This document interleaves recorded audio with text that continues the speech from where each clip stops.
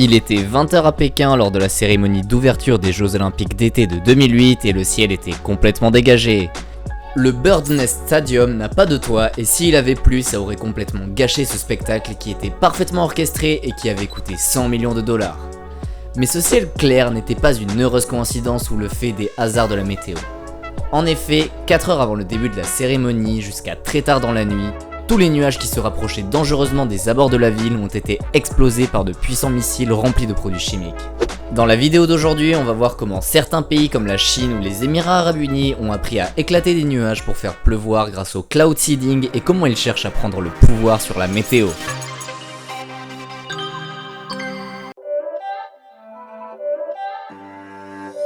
It's not a game, it's a rich thing.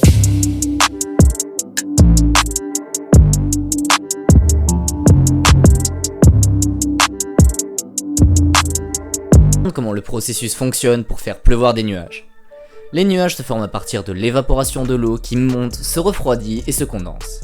Mais pour se condenser, les petites gouttes d'eau ont besoin de quelque chose de solide auquel elles doivent s'accrocher. Ça peut être des minuscules particules comme de la poussière flottant dans l'air. Si de plus en plus d'eau s'accumule sur ces noyaux et que la goutte grossit, elle devient de plus en plus lourde jusqu'à ce qu'elle tombe à terre. Il s'agit alors de pluie. Le processus de cloud seeding ou ensemencement de nuages en français consiste à envoyer des produits chimiques sous forme de minuscules particules qui sont des noyaux supplémentaires auxquels les gouttelettes peuvent se fixer, s'alourdir et se transformer en pluie. Pour atteindre cet objectif, il faut utiliser des avions équipés de fusées qui contiennent des produits comme du sel, de la neige carbonique ou de l'iodure d'argent. Quand l'avion survole un nuage, les produits chimiques sont lâchés et le vent que soufflent les réacteurs aide à éjecter et à disperser les produits envoyés. Plus les nuages sont gros et plus le processus fonctionne rapidement avec toute l'eau qui est contenue dans ces nuages. En fait, le cloud seeding peut même être réalisé juste en pilotant un avion à travers une couche nuageuse sans balancer de produits chimiques. Le choc contre l'avion lancé à pleine vitesse peut déjà aider les molécules à se refroidir, à s'alourdir et à pleuvoir. C'est l'effet qu'on peut voir dans les vidéos YouTube où des gens tapent des bouteilles d'eau contre le sol et elles se mettent à geler à cause du choc. Sur cette image satellite, on peut voir un effet similaire. La couche nuageuse a plusieurs trous, c'est ce qu'on appelle des canaux de nuages et des nuages perforés. Ce sont les résultats obtenus par des avions qui ont survolé les nuages et ont déclenché des petites rafales de pluie ou de neige qui laissent des trous dans les nuages. This year marks the worst drought America's seen in decades, and it's showing no signs of letting up. Over half the country has been affected, with the brunt bearing down on the mid and southwest, especially Nebraska, Kansas, the Dakotas, and parts of the south. Just look at that. Well, in one hard-hit area of Texas, some people have grown tired of waiting for Mother Nature to bring relief and have decided to try and take matters into their own hands. Here's ABC's Juju Chang.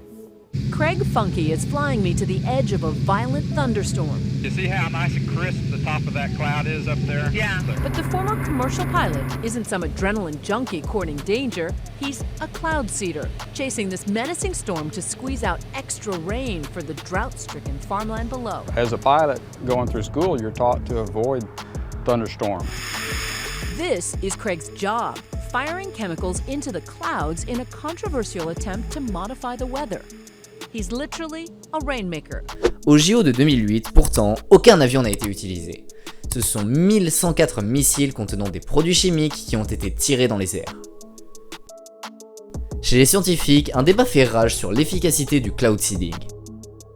Il est très difficile de faire des études à ce sujet parce que la question principale est de savoir s'il aurait plu de la même façon ou pas sans une intervention humaine.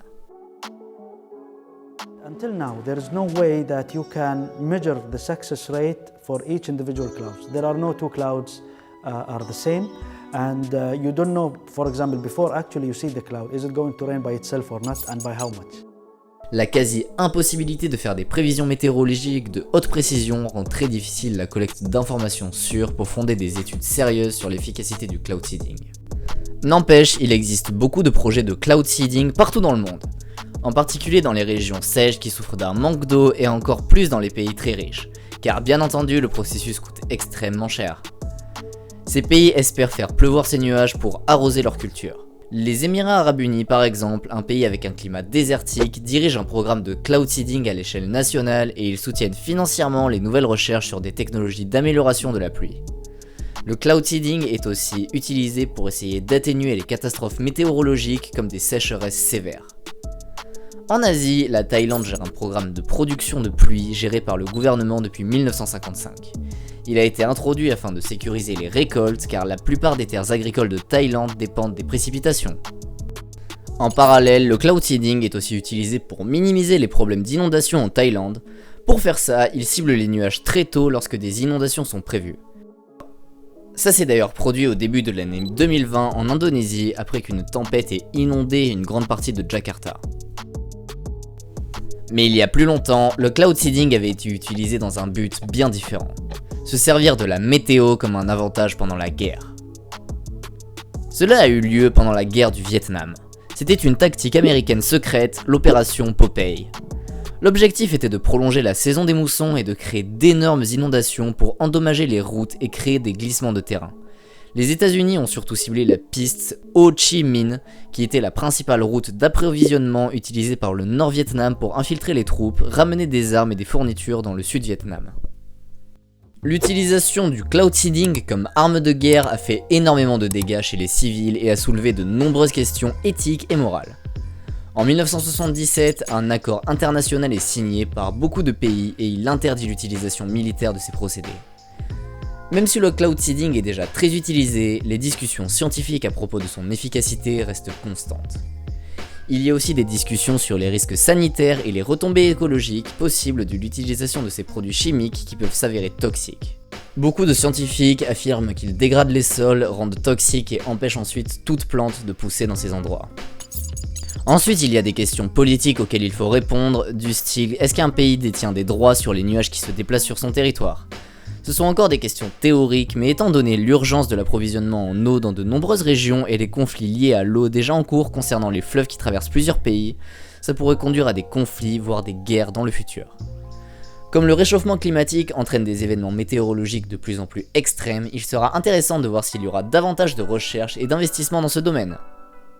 Certains se demandent si avec les inondations qui frappent les États-Unis, surtout New York et la Louisiane, les Américains auraient pas pu prévoir cet incident et envoyer des fusées dans les nuages afin de les faire pleuvoir autre part et éviter tous les dégâts engendrés partout dans les villes. Pour le moment, les études sur le cloud seeding n'en sont qu'à leur commencement et peut-être qu'une fois perfectionné, le système permettra aux humains de contrôler complètement la météo comme dans un film de science-fiction. L'humain aurait la main sur les catastrophes naturelles planétaires. Et certaines théories du complot parlent déjà d'armes météorologiques comme des tornades, des tremblements de terre ou d'autres catastrophes naturelles utilisées entre les pays pour se faire la guerre et instaurer la terreur dans le monde. Et vous de votre côté, vous connaissiez le principe du cloud seeding ? Qu'en pensez-vous ? Dites-nous tout en commentaire. N'oubliez pas de laisser un pouce bleu, de vous abonner et d'activer la cloche, on sort une vidéo tous les vendredis à 18h. Hop in, we zooming, the package be booming. Yeah, we got it, we got it, got it. She picking and choosing in love with the moment. Yeah, we got it, we got it, got it. They cannot do what we doing. You see how we moving? We got it, we got it, got it. Mess with the squad, you try to go against us. I highly doubt it.